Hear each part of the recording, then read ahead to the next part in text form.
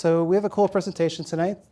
Our presentations so far have focused on technology, kind of within the bubble of technology. Tonight's about technology as an innovation for public spaces and urban environments and the built environment.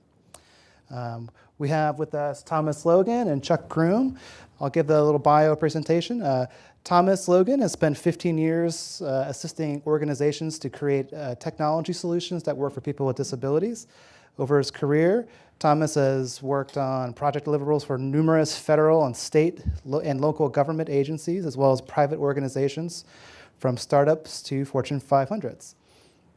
He is the owner of Equal Entry, whose mission is to encourage more equitable access and information by raising awareness about the work in this field. He is also the co-organizer of our sister organization, if you will, the Accessibility New York City meetup. And what else?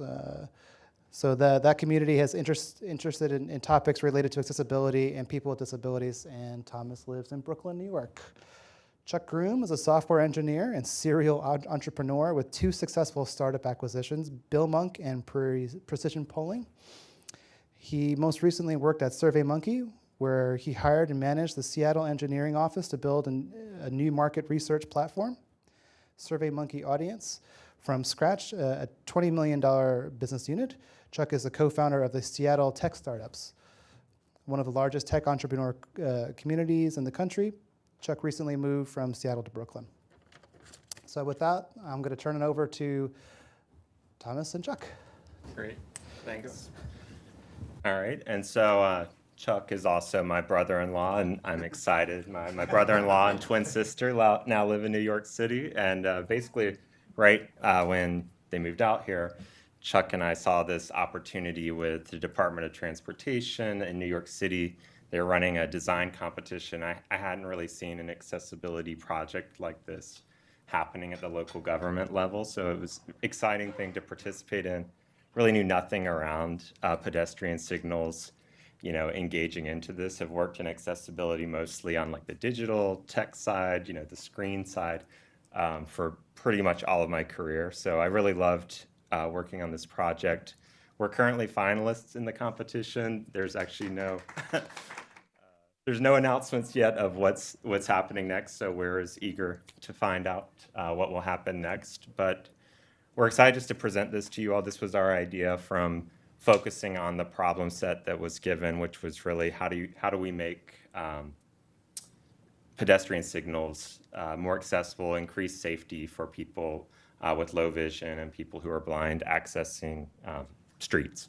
Another part of the project was Barcelona. We didn't look at Barcelona specifically, but it was nice to see that those were 2 cities working together on this design challenge, and ideally that'll be continued work. So the first piece is intersections and crosswalks. What's the barrier? What's the reason that we need to have accessible pedestrian signals? And I would say the primary issue or idea is that the red hand for don't walk and the walking man in illuminated white is purely a visual indicator of the status of is it safe to cross the street or not. So the sort of idea of an accessible pedestrian signal, there's multiple functions we'll show, but the number one idea is having that communicated, that status via sound, so that you don't have, you provide an alternative that doesn't only rely on being able to see those light indicators. Interesting learning for New York City, pushing the buttons to actually request to cross the street don't really actually do anything. That's been, I guess, for quite some time, all of the signals have been controlled, via traffic engineers and traffic planning. So in other locales, that would also be a big barrier for someone, with a disability if they couldn't find where the button was to push it. If you have to push it to control the light signal, then you might not ever get to cross the street. So I think that's interesting to see that, like, when we do this design challenge or design thinking, there's a lot of things, at least that we put in with ours, that we're thinking about New York City specifically, but you would see, depending on different types of intersections, there is, just like in digital technology, tons of complexity of, all these different built environments offer different, scenarios that you need to consider. This was pointing out, this was just some stills from New York City Google Maps, different intersections.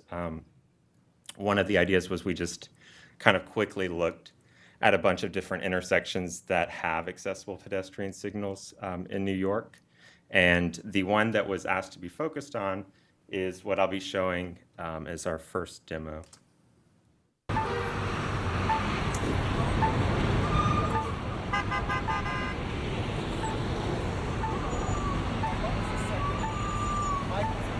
So very quickly, that piece right there was a locator tone. So that's the language used with an accessible pedestrian signal.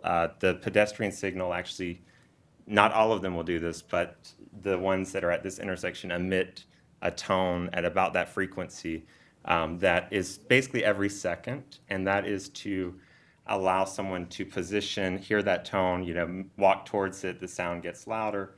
As you get to hearing the tone in its loudest, that's how you know you're lined up with where the button actually exists to press the indicator. So that piece is called the locator tone, and you expect to hear that tone while the light is basically in the don't walk. So while it's unsafe to walk, that tone's still letting you find out where to line up to know that you can successfully cross the intersection. They're typically mounted right at the intersection. Again, this would be a challenge in different urban environments and is definitely part of the cost of supporting accessible pedestrian signals is that, if someone is trying to locate this, we want that to follow a very standard design piece where ideally, you always know if I hear the sound, okay, it's going to be about, 4 feet off the ground or a certain measurement off the ground, and it's only a certain number of feet away from the intersection. The guidelines are 1.5 feet to like 6 feet away from where the crosswalk actually begins. But there's a huge variance just in even looking just at the one intersection that we were asked to look at for the design challenge. This is 7th Avenue and 23rd Street, West 23rd Street. And it was cool, New York City picked this because there is a city housing specifically for a population of people that are blind and low vision that live right by that intersection. So it provides a set of people that would benefit from these proposed technologies that you can get feedback from. So this is showing that one's mounted near the intersection. It has the tones going. The arrow, so this is part of a successful implementation. The arrow needs to be aligned with the way that the crosswalk is going. So this is a raised, tactile, printed indicator that as you walk up and hear the locator tone, you can feel the indicator and make sure that you're at the right tone for like, oh, I'm actually trying to cross the street in this direction or in another direction. And that could be a safety issue, right? And this became something now that I'm aware of, look for that. But if a signal has been shifted or in the deployment been aligned incorrectly, then that would be providing, false information. I guess I should also preface this with saying my understanding of the organizations that advocate for people that are blind, they definitely, no one is trained to completely rely on these as the safe way to do it. As part of your orientation and mobility training in the world, you listen for cues like traffic sounds and other indicators. So these are not meant to be the only tool set that someone uses to safely cross the street, but they significantly increase the safety when they are available because they provide, a much more of a guarantee than just listening for traffic, for example. Again, this is showing the device as it stands. When you push the button, so you hear the locator tone, the expectation is pushing the button, it will say wait, and they try to keep that language very short. It just says wait, and that's to make sure that someone doesn't, you might not know what the sounds mean or indicate, and so that particular prompt is what you would hear at any point while that locator tone's going, and then the tone might start again after you pressed wait. Some of them might stop playing that tone after someone's indicated that I'm there. Again, that scenario would be more important in a place where you're controlling the lights via pressing the button. Otherwise, if you aren't controlling the light, it's fine just to be listening from the audio cues to determine if it's safe to cross. Also, this has become, I guess, a new design standard. I didn't get this into the deck here, but these are pretty different how they're deployed around the world. So I was looking at some of the pedestrian signals in Japan and in the Ukraine, but the sounds that actually get played are very different. And in the US, I believe this was updated in the newer design standards for APS, but that button actually vibrates. So it potentially for someone who's deafblind, this is a way to provide, another, going beyond for accessibility. So now this is saying actually you can feel that vibration. Also, the clip I showed earlier, New York City is extremely loud. So that's another rationalization for that functionality being, available in New York is that you can feel that. That will actually only become vibrating when it's time to go, when it's time to cross. So that would be the way to touch and feel that it's safe to cross. Now we're going to play the ticking tone. So this is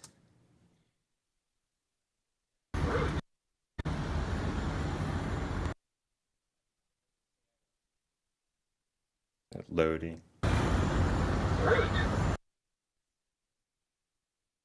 Slightly out of sync here, but I'll just point out one of the things is that people are crossing the street. It's like kind of like a very rapid fire, like lower tone tick, and that's right. Well, and if it is, it does feel a little bit or sound a little bit like that. And one of the things that's interesting, I think, comparatively to the design they had in Japan, uses more of a chirp tone, and the United States used to use the chirp tone as well. That was found to not actually be as safe of an indicator, at least in the American tests. It was either that sound would get washed out. There's actually a story in Boston that birds had been emulating that sound and then producing that sound. They mimic the sound, and so then that would be very confusing. Yeah. Oh. Oh, okay, so so there, yes. So I think that's. I remember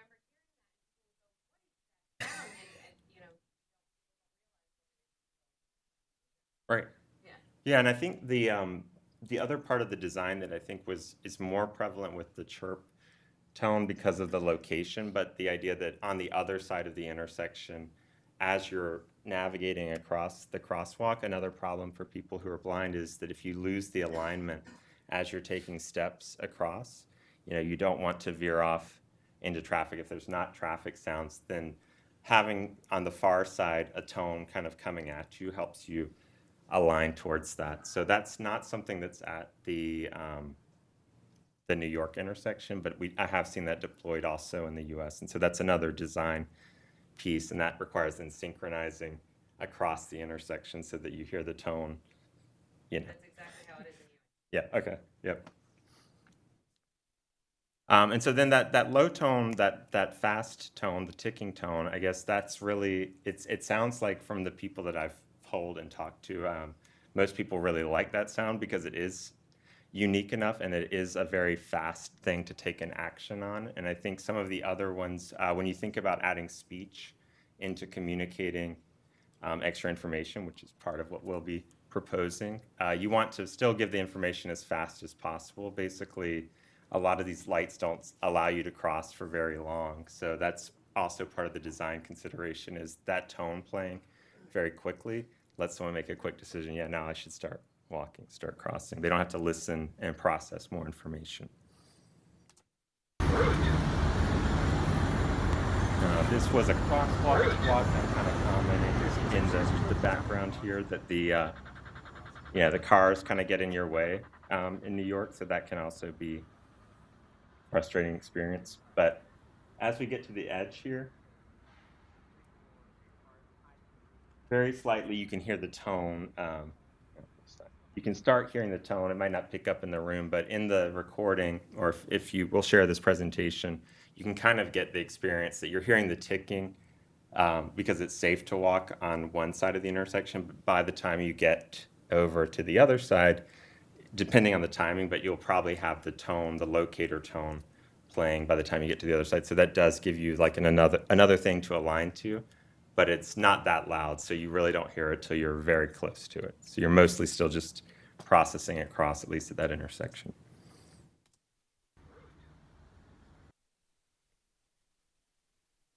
So this is just to point out that for a city that needs to make an intersection accessible, it requires like 8 devices because there's basically at any, four-way intersection, you need to have 8. So this was, I lined up on Google Maps just showing the different named ones, northwest to northeast, northeast to northwest, northeast to southeast, southeast to northeast. All of those positions would potentially be ways you're navigating. And so all of those, for an intersection to be accessible, you could be crossing any of those, and you would need those to be accessible. Another thing interesting for us in just focusing on this intersection, because it was the prompt, New York City and many cities constantly changing. So the intersection right here, this was going southwest to southeast, a new bike lane got put in within the last year. So even, I think, Google Maps data might not have been completely up to date. It was during the month of the challenge they were putting it in. Okay, yeah, during the month of the challenge. Yeah. Yeah, so that was kind of wild because, so I have a friend, and person to work with that works very near that area, and I was talking to her about this particular intersection because the bike lane, the APS tone is actually across the bike lane, so you're crossing a bike lane to get to that tone, and she was like, oh wow, I did not know that was a bike lane there. So that definitely goes into this safety piece that as part of, even with a deployed APS, okay, if people are relying on the tone as a way to say, oh, I can safely approach that, when you make these types of changes and you leave these deployed and you don't have a way to update them or modify them, that particular one of those 8 devices, seems like it needs to have either turn off the tone or some other modification, right? Because the bike lane changes the safety of crossing right now. Yeah, and I think actually just a little bit about that. Bikes in New York don't obey traffic lights. It's just a thing. And one of your friends we talked to was saying it was a very serious problem, that she was like, she would love a heads up there's a bike lane here because it's a real safety thing blind people need to know about. Just Yeah. So the cost per intersection, this was also part of the prompt, is about $43,000. So the way that gets broken down is, can't remember the exact math, but it's like they have a budget of almost $4 million, somewhere between $3 and $4 million to spend on deploying APS devices each year, and that goes to about 75 new intersections that can be made accessible on that budget. So we also looked at, part of the thing that this is a, oh, thank you. Part of what we looked at was like, how do you even discover where these got deployed? And so I pointed out that when I first came to the site, it's just an Excel sheet. So technically accessible, that's good. You can download the data, but there is no visualization of this information. So it's also very difficult to see, well, what was sort of the city's thought process of where they deployed these, are there things you can see? So we're not gonna probably have time to touch on it here, but another side part of the project was on our site, we did a visualization of them, and then we made an accessible alternative for that visualization just to talk about. You do see some interesting points, like you can look at some neighborhoods like Greenpoint, which Chuck lives in, and I live in Williamsburg. There are no APS devices for about over a mile, at least like 1.5 miles from that area. Whereas there's a section in South Brooklyn that I'd actually want to ask the city this. I'm not sure why this particular area was prioritized, but there's one on every intersection for, maybe at least 5 or 6 street crossings, which, looked great. And that's kind of our approach was, if they're so great, why can't we have more of them? And our main proposal was, rather than going super high on like, no, let's use the latest and greatest tech, our proposal is really, why don't you try to make these much lower cost and deploy them more ubiquitously, so that if, they increase safety in the design as they are. So why not? Let's look at how can we reduce the cost from $43,000 per intersection. And I will now segue to Chuck. Thanks, Thomas. So this is the part where it gets a little scrappy. So by the way, over here, we're going to be showing some models, what we talked about later, so people can play with these in person after the presentation. And we want people to feel these and play with them. But we're going to be talking about what we call the Open APS approach. So what is it? And I'm going to make up a term, civic prototyping. But really, we're taking advantage of the trend. There's some really interesting trends happening with the ability for ordinary people to prototype and develop high-quality devices on their own to demonstrate proof of concept, to do prototyping, and to try out new ideas. I think this is a great new trend that we really have democratized a lot of the ability for people to play with, test out, and show cities that we can make dramatic improvements and try out a whole new slew of ideas. Some are going to be terrible, some are going to be great, but now it's much more democratic because the ability to create things is in our hands too. The big caveat, of course, is that we are not traffic engineers. We're not making stuff that's going to be weatherized. It's not going to be meeting all standards for all codes. Totally realize that this is not meant to be production ready. This is meant to be doing proof of concepts to challenge the status quo, to get new ideas out there in the conversation. What are we doing? We're going to be taking an open source approach. Really, this is the idea that instead of working as sort of high-paid consultants for cities, what if we can try the software idea? The software itself can cost nothing, and everyone can see how it works.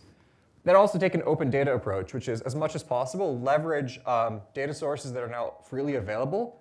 Oftentimes you find that someone has data over here, data over there. You can mix and match them and do incredible things.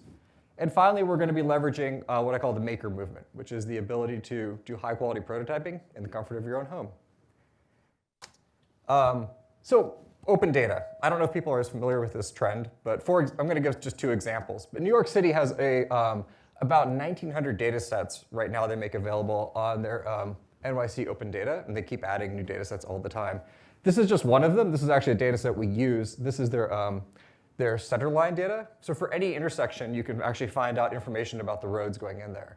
The width of the road, orientation, block numbering, a lot of just really useful data that blind and low vision pedestrians would actually benefit from. So the idea is we can actually make an API call, pull that data, and know a lot about an intersection immediately. And it's kept fairly up to date. Another cool project, just as a totally separate example of open data, is the Project Sidewalk out of University of Maryland. Now it's actually moved to University of Washington. What they were doing is mapping out, in this case, DC, using a slew of just crowdsourced people to work on annotating sidewalk data to say where is there, talk about sort of the ability of you to get onto the sidewalk, identify places where trees are occluding it, identify places where there's perhaps an unsafe incline. So this was sort of volunteers working on it and actually training a machine learning model. And they have really high coverage in DC, and they're trying to see if this model can be basically leveraged elsewhere in the country. But it's another example, and then they make this again available through an API so that all this great annotation work can now be freely available so that when somebody's planning a trip, just like you can use Google Maps for driving a car, now you can also use Google Maps. You can use their mapping system to plan a safe walk. Let's talk about a little bit maker movement. I'm not sure how familiar people are with this, but maker means a lot of things, but I'm going to interpret it here pretty narrowly to mean there's a whole new slew of devices available, which are really cool to play with.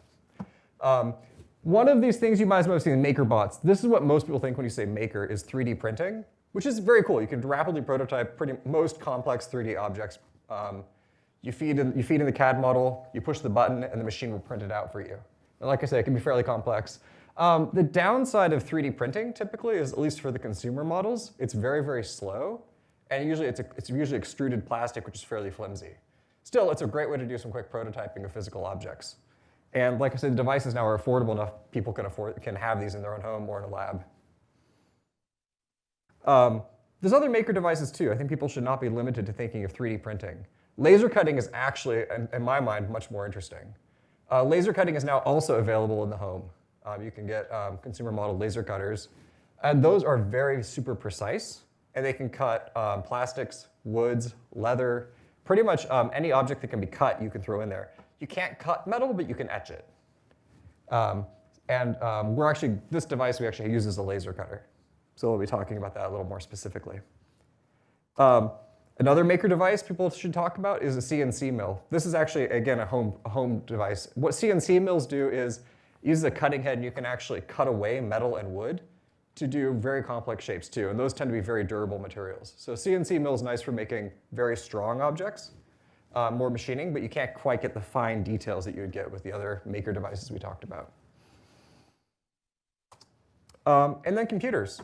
Computers have become super cheap and very powerful and fun to play with. This here is a Raspberry Pi. I'm not sure how familiar people are with those, but they are the device du jour of people doing quick prototyping in their homes. The most recent ones are incredibly cheap. You can get them, they range from $5 to $35. They're full Linux computers. You can plug a monitor into them, plug a keyboard in. They're great for people to play with. One of the nice features of a Raspberry Pi is it has all those little pins up there. You can plug sensors in there to get data in from the world. And then they also have the ability to, you can push controls out there. So you can run lights, motors. You can do a whole lot with these to interact with your environment. They're very low power too, so you can just leave them running somewhere. So they're a great way of doing quick prototyping of something with full computational power, and they also have Wi-Fi, Bluetooth, and all your other connectivity you'd want. So again, you're making it democratically available for people to do high quality, in this case, the rubric is typically Internet of Things kind of activities. So coming back to Open APS, what are we talking here? Here's the vision that we're pitching people. And this is, again, something we haven't fully built, but we could build if we really wanted to, push the pedal down and really accelerate forward on this. But the vision is, what if there was a free website where you could enter an intersection, any crosswalk, and we would you push a button and we download all the assets you need to create an APS for that intersection. And we would use open data sources to automatically pull that information because now it's available for most cities. And what you're downloading is two things. One, you're getting the assets to physically print the devices you need to put them out there. And secondly, you actually have the software, including computer-generated voice, for doing the speech, the sound, and specific knowledge of that intersection. And again, everything here is open source. And the software side of it's free. The printing you need to do yourself. But again, we're trying to make it more democratic and available to everyone to avoid that $43,000 price tag. So just to step through this vision, this is just a high-level example. First step would just be to describe the intersection you're interested in. Second step is we'd automatically look up what we think information about the intersection is based on open data. And you can follow up other annotation to fix things you know are incorrect. For example, maybe you know there's now a bike lane that's been installed there. Or there's an island or a median, or there's a crack in the road. You can enter that information too as a warning from people. Based on that, we could automatically generate the necessary assets, which you just click a button to download. For the software side, it's just a matter of putting a card into your computer and just flashing that card. That's pretty straightforward. And then you build the device, and you basically construct the device and wire it up. So that's what we're demonstrating over here today, is just this vision, this workflow that could be a possibility. Just to say, this is a reality that people could choose to follow if we wanted to. Actually, building one of these wasn't that hard. We did this in the comfort of my apartment. The first step was simply laser cutting the parts. As I mentioned, I'm lucky enough to have a laser cutter, but these are becoming much more affordable, and people can also, you can find worker shops. It's not that hard to find someone with a laser cutter nowadays, and the prints are pretty quick to do. In this case, we're laser cutting, we're etching aluminum, and then we're also going to be using acrylic parts in this case. We then took a weatherized box you can buy on Amazon. They range from like $7 to $30. We chose the $7 one. You drill some holes in the box to put some buttons in. And I should explain, actually, I'm going to grab one of these physical devices too, just to explain what we're doing physically.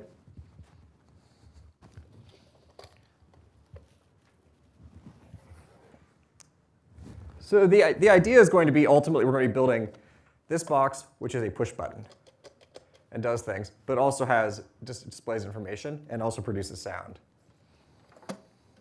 So to construct this, you're going to just, all you have to do is drill 2 holes in the front for the buttons, attach the buttons.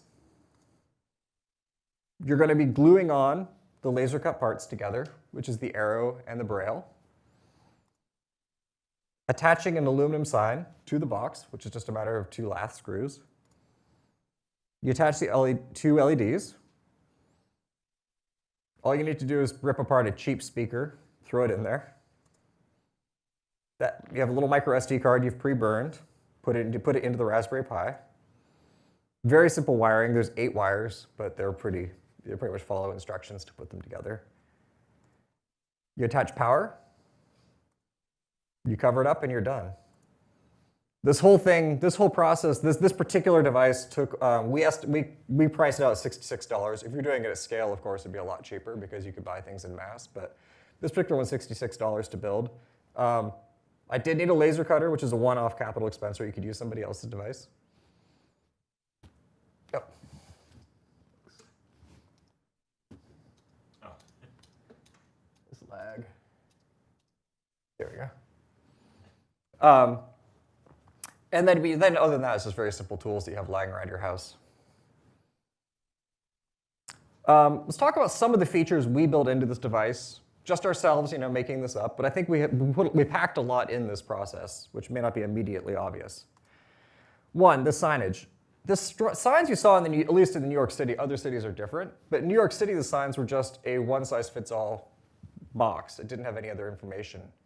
So we're saying, what if we could actually give a highly legible street name that you can actually see the street that you're crossing? This helps people who are actually also low vision, who can't quite read the street signs right there. Why not show it locally or what you're about to be crossing?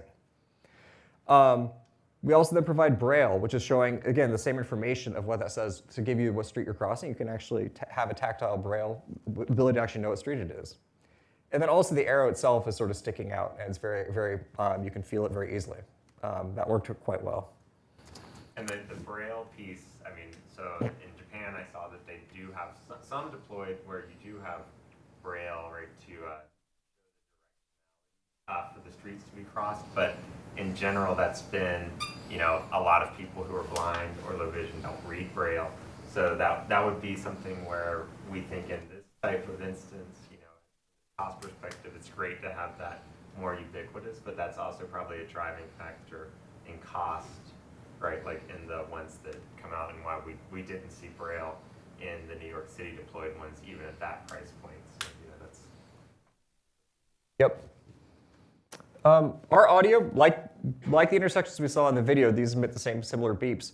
We go one step further to also emit audio. The entire sign itself is a giant button.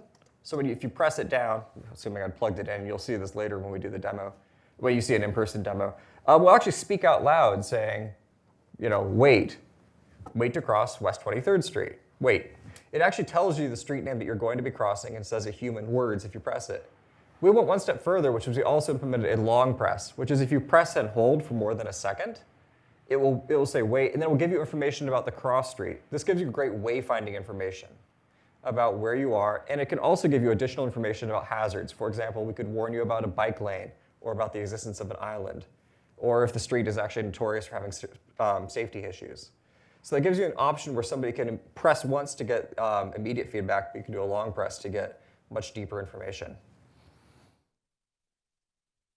The enclosure itself, I think, has some pretty interesting features that we could discuss. One is on the top. So on the top of the box, we also implemented lights, a wait light and a walk light.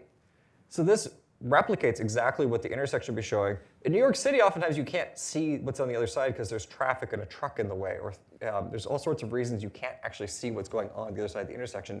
It's awfully useful to have a local indicator of what is happening. Again, also if you're low vision or extremely nearsighted, this is another cue you could have to know what's the status of the intersection. We also etch in the top of the box a wayfinding arrow. This is tactile, so you can actually have a sense of what north is. This helps, again, with wayfinding and direction finding around a city.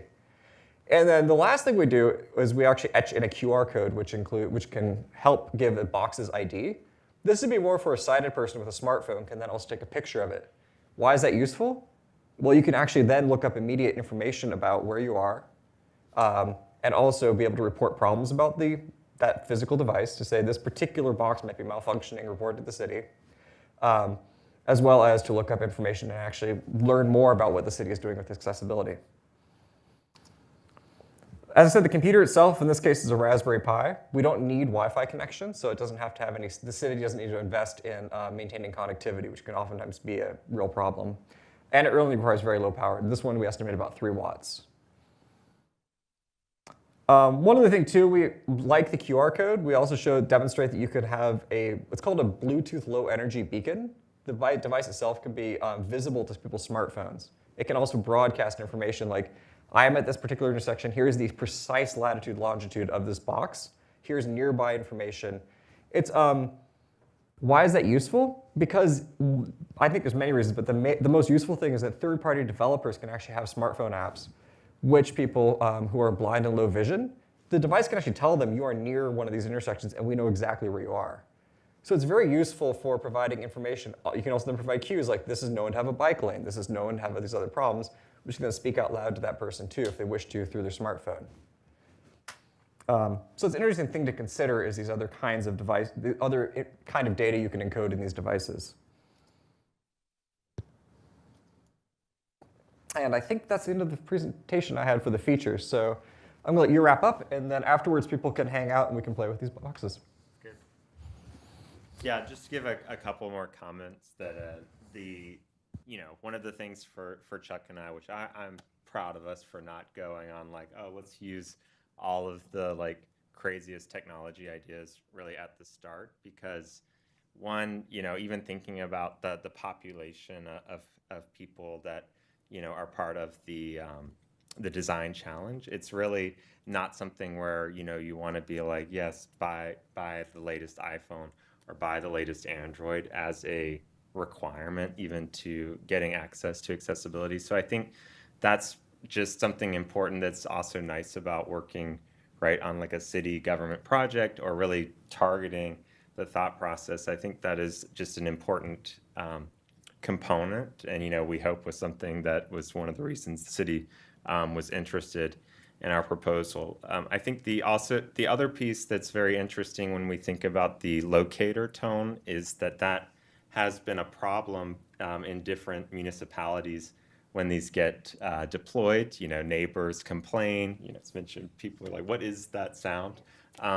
So that is one of the things that I think is sort of this necessary idea is that like without a standardization of where these things are deployed or located, that tone really is something to even indicate that these, where to find these, but that's something that can be addressed potentially via more standardization or a more broad availability of those devices. That was another use, as Chuck was mentioning, of, this type of support could remove the need to have that tone always emitting, but then you get into privacy issues of, do you want the city recognizing that you need this sound turned on, when you're near proximity? So, that opens up, I think, a lot of discussion points as well when you consider if you wanted to use it that way.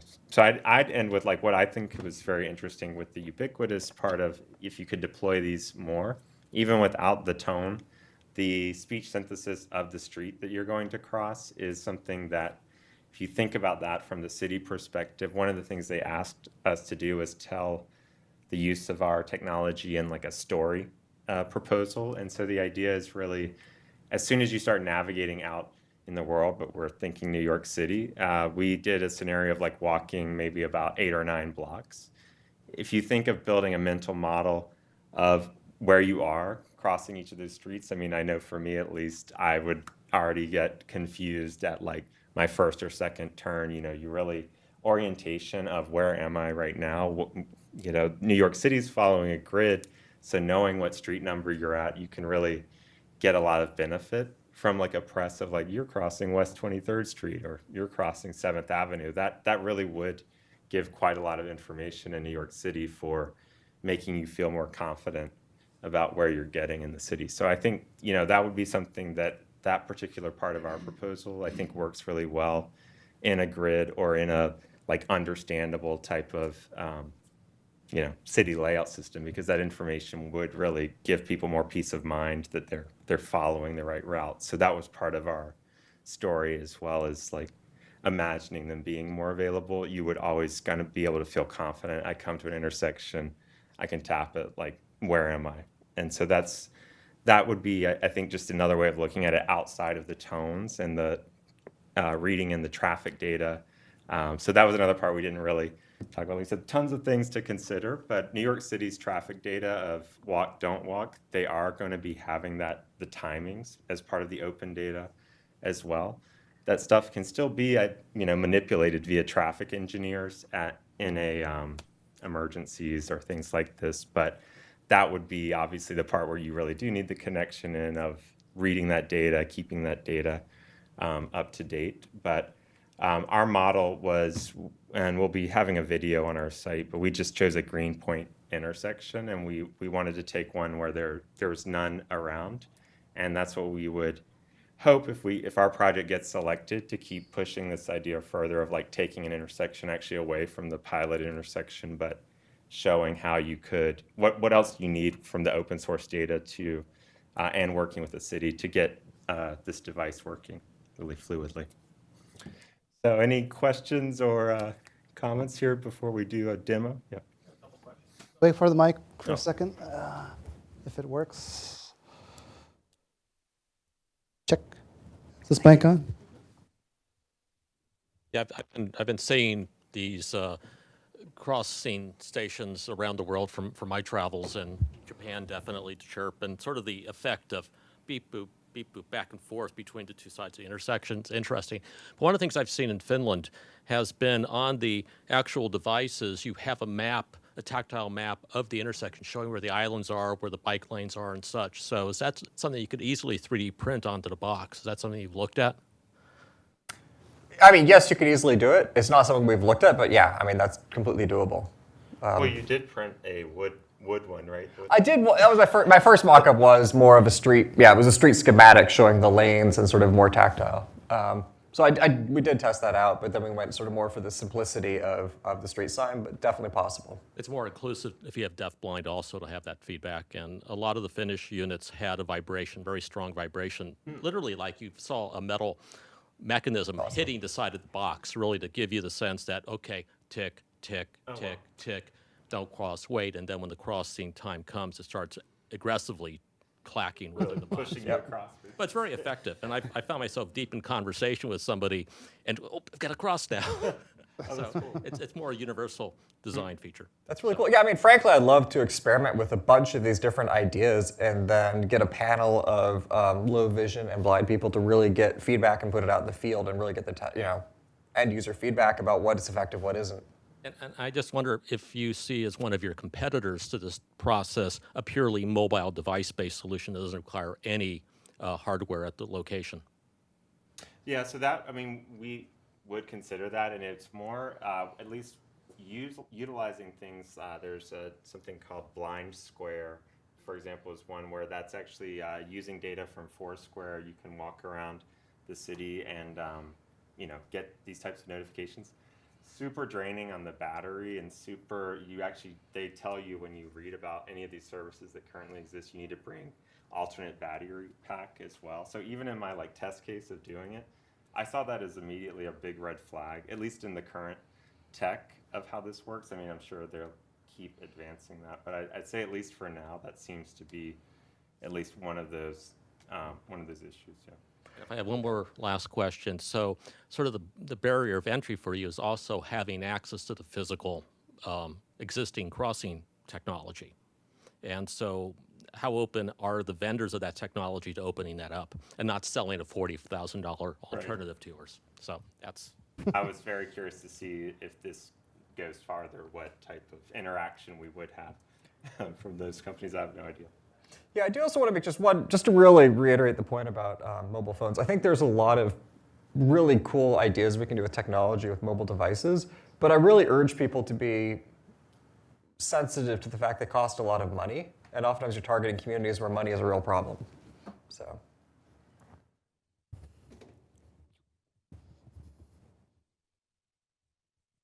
I just have an easy question about the ever dreaded hacking. So, because you're not, it's Bluetooth enabled, but because you're not having Wi-Fi, do you think that that would protect? Yeah, I mean, no matter what, you'd still have to have physical device security. So you would want to, I mean, if you're doing this in the field, if you're doing this in a practical way in the field, you would definitely want to harden this and get a security engineer involved. There are plenty of techniques you can use, but you probably also would probably not use a Raspberry Pi and scale. There are other hardware devices you could use, which would be much more tamper resistant. Okay, because one of my only concerns would be that someone would be crazy and tamper with something horribly, you know, and then Yep. people are being given the wrong information, and maybe it still appears to be working, but it's not really, and that could have dire. I cannot agree more, but I think part of it's, there's two levels of it. One is you want to make sure nobody can do a flyby and sort of reprogram stuff wirelessly. That's the stage one. Stage two is physical device security. If somebody actually has a screwdriver and a hacksaw and hacks into things. But at the same time, that's true for any of these existing intersections today, and it hasn't really been a problem to date. But yes, it's something you have to absolutely get a team involved with before you do this, a large-scale production deployment of this. And I was also thinking, like, just, you know, because accessibility, we're seeing a lot more people gaining awareness, wanting to be interested in accessibility. But for me, doing this project started being like, wow, now I do know to, like, look, for example, is that tactile arrow lined up with the crosswalk. And I do think if you imagine that this got more widely deployed in the city, there'd be more of a, you know, there could be more of a citizen engagement. Again, the QR code part for reporting it, but for people that become aware of like why these exist and how they benefit it, if you have a way to help the city. You know, I was always someone, as soon as I learned when people park in the, you know, in a lane or cause an issue for someone in a wheelchair, it's like if I had easy ways to submit that information, or, you know, basically the more that we could help make the environment more accessible via a feedback mechanism to the government, I think is a good thing. And so that would be, I think the QR code part of this, that was another one of our ideas. It's like people could submit, hey, this one isn't working. I would say too, sorry, before I take that question, just one thing too I would recommend everyone do is next time you come to one of these intersections, we've all sort of been through them, taken them for granted, do a full loop through one of these intersections and really think carefully sort of what life is like and think about all the problems and just mistakes even one intersection can have. It's kind of like this one intersection we went to at West 23rd Street. It was incredible just how messed up it was. Like so many problems going around the intersection. You're like, wow, this would be really tough to navigate. But it's something which I sort of had never even thought about before until I really carefully walked the intersection like 2 laps. So I would recommend people try that exercise out sometime. Sorry, go ahead. Yeah, this is, I really like this because also as you were talking about, I mean, it just seems very modular that you can build and change and add new things. I think the hardest part about this would be having QR codes catch on because I don't see many people wanting to whip out their phone and scan them, unfortunately, even though they're, in theory, really convenient. Now, my main question would have to be about the vocal cues. So just to clarify, is there a tone being said and the Just plug vocal one in. cues at the same time? Let me just plug one in so we can, sorry, I didn't want to turn this on because it's obnoxious to keep on. So.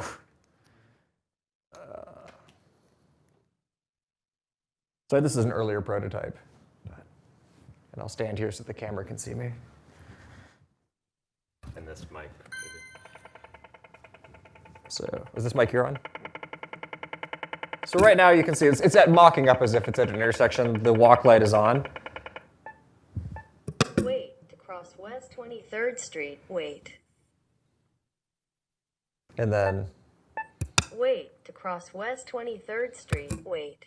so that's the kind of sound, the cue we're giving there. Let me see if I can get a long press. Wait to cross West 23rd Street at 7th Avenue. Wait, the crosswalk is 52 feet long and goes southwest.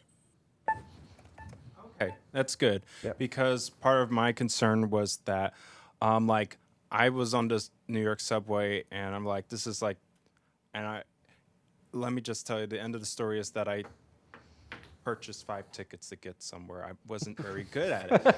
But part of the issue was that the voice, the intercom was saying stuff and about like, oh, there's a closing one. I could not understand what it was saying over all the noise. So I was worried that about keeping the tone in there, and also for people who may not understand English, they could have some trouble. So the tone is a great backup.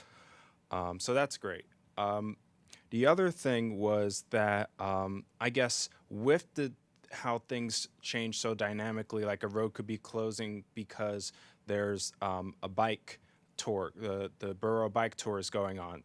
So without the Wi-Fi, I'm not sure if it's still much of an issue, because maybe I don't know, maybe a blind person would have already come across a roadblock and like, oh, I can't go down that intersection, but updating it to say like, oh, you can't go down here.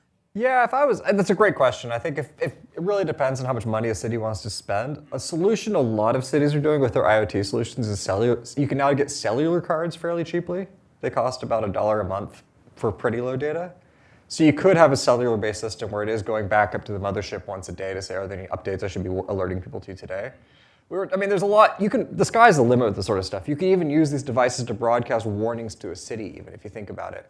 Because now you have, if you have a cellular connection, it can become an alert system, it can become a warning system, it can wirelessly say like, oh my gosh, there's a new bike lane here, I should tell people about that. The sky's the limit when you start thinking about connectivity, but also your complexity goes up dramatically in cost. And so you're juggling a lot of stuff, but yeah, if people want to be brainstorming ideas, you should absolutely think, what can you do if these devices are connected or at least periodically connect to the internet? The other thing, consideration too, we were playing with, we didn't talk about in this presentation, is our earlier prototype was also multilingual, where we're using the long press originally to switch between languages. And this is, especially in New York City, like different areas have very different languages that are predominant in that neighborhood. My neighborhood's Polish, for example. It's interesting too to think about what can you do to support different populations. But again, usability and sort of just your physical user interface design pops up here a lot. And frankly, you need to do, I think, some experiments about what works well with different populations. I'm not the expert in that, but I think it's a certainly interesting area to get into. And the last question was that, so one of the issues that was seen, even with the existing system, is that you still have the issue of like cars and other things staying in those intersections. I'm looking at this and I guess it's not really clear what sort of technological solution could help with that, but it's just something that is still in the back of my mind, like what can we do about that, because it's just annoying to everybody. I think the canes and the guide dogs should have like razors that scratch the paint or something. Some kind of more, you got repercussions if you pull out there. Yeah, we talked to one of his. Human behavior. Yeah, we talked to one of your friends, and she was saying like, yeah, whenever I go through intersections, I use my cane. And it's some of the intersections is crazy. Like a full quarter of the time, there's a truck or car in the way. It's a real problem.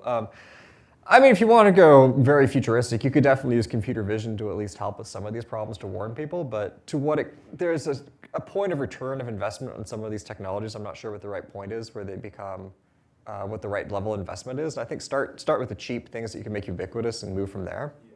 But I think it's a really good consideration too. But yeah. I think also, I didn't touch on that too, but the Google Map visualization that I did was just from another idea of like, if these were even mapped on a map that was searchable and queryable, even just from let me plan my route at home, or let me read about this intersection, the one where we were pointing out, hey, there's a bike lane there. If that was at least even just open data that the government's like, well, we know, you type it in there, at least it's something you can read about or like plan in advance. So I think that was just sort of orthogonal to the building the device, but we wanted to encourage, that's why I pulled up the website. I think they could do a lot more with the data that they have to make people get more use of what they're already publishing on the site. And that's what I like about Project Sidewalk, or at least that notion of crowdsourcing the data too, is that citizens can point out or report, hey, I think there's a problem at this intersection that isn't tracked elsewhere, and you can actually help other people by starting to share data about known problems. One major problem that your friend mentioned too was just construction sites pop up and wreak havoc. You can't hear anything if there's jackhammering going on, they're rerouting traffic. Accessibility concerns fall to the bottom of the priority list, and it sucks. So we need a better solution for that, to at least report it to people. At the very least, having a way people could say, like, warning, you might want to avoid this intersection up front would be helpful. So yeah, just you mentioned it again at the end, but congratulations on not going for a pie in the sky idea. Thank you. Any other questions? Susan had her hand up first. Sorry, Dan. No. Thank you for the great talk. So it seems like you have two things that you're offering: a great process for putting something together quickly, and also the box itself in use. I was wondering if you could share some stories about how you've tested these two things, or how you want to test them, what kind of usability testing you did and want to do in the future. Well, part of the next steps for at some point in this year, they're offering a set of people that live in that community near 7th Ave and 23rd, and they're going to somehow, again, we haven't had more of a conversation with the city, but we would be able to at least work this design at that intersection or with that community. I think for us, because we were trying to just say, like, we're not really trying to radically change the functionality that's at that intersection, although we added, more speech. We were looking more to say, work with that population of like working on the prompts, like what if it could talk to you, what information do you want in there? So that we would definitely be looking at that opportunity of like, hey, we could build this many other different ways. We demonstrated we did this really fast. So if we got to work with the community, we would expect for it to change as we started working with more of those users. And that was part of the design idea, was they were saying, we'll have lots of people that you can get feedback on and work on the year. So we're hoping that's... Yeah, so we're hoping the next step is the city will follow up with us and give us those resources. Yeah. Question back here.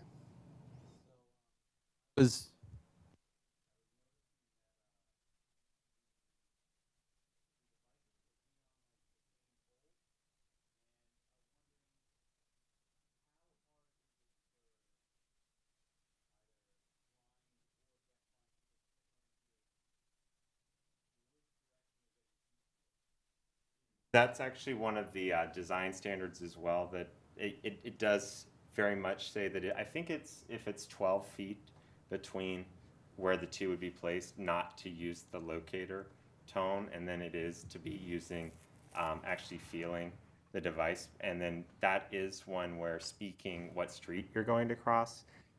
I guess there are some existing APSs that do that, but that would be preferred in instances where they're close enough that you really can't tell it. That is called out in the design standards, that it would be unsafe to like use them at. So again, that would be part we would learn too, of like, I don't know what percentage of New York City intersections fall into like these categories, but open data would let you process all of that and learn like, where are the ones that would need a different design solution, and then you could deploy, a modification for that intersection.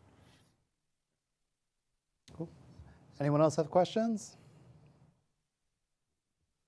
No? Do you guys want to have time just to... Yeah, we can stand up here with people and sort of show people can poke at the devices, feel them, and ask us questions in person. All right, well, and I'll just give a little housekeeping at the end. So the next meetup we're going to run should be on February 15th. We're kicking around two ideas. One would be beyond accessibility, or excuse me, beyond compliance for accessibility, and getting into usability studies and user research for people with disabilities. And the other idea we're kicking around is discussing the the 508 refresh, which takes place, the line in the sand was drawn for tomorrow. So the 508 standards are pointing to a new revised standard as of this time tomorrow. So maybe we'll go over what the scope of those changes will be.